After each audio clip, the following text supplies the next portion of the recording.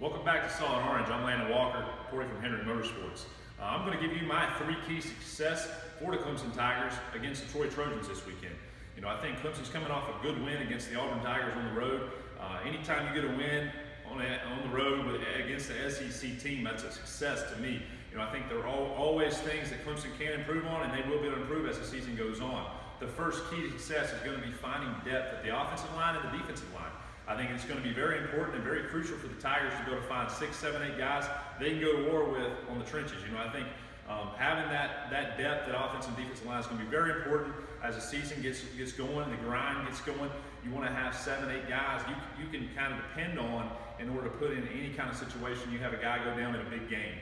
I think the second thing is obviously Deshaun Watson needs to be able to hook up with some different guys. You know, I think he was very successful hooking up with Mike Williams most of the night Saturday night. I think, you know, Renfro was able to catch some balls as well. You know, I think that Clemson fans would love to see Artavis Scott catch some balls. You know, I think he was great player last year, and to be able to see him kind of emerge this year is going to be crucial for the Clemson Tigers' success on offense. You know, I think that's another key is Deshaun Watson being able to find his other targets, you know, against the Troy Trojans.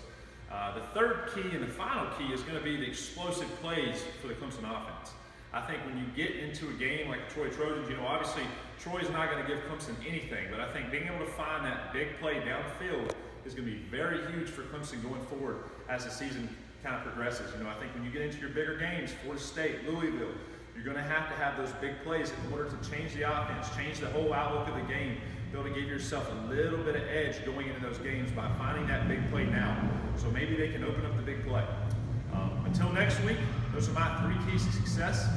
Go Tigers.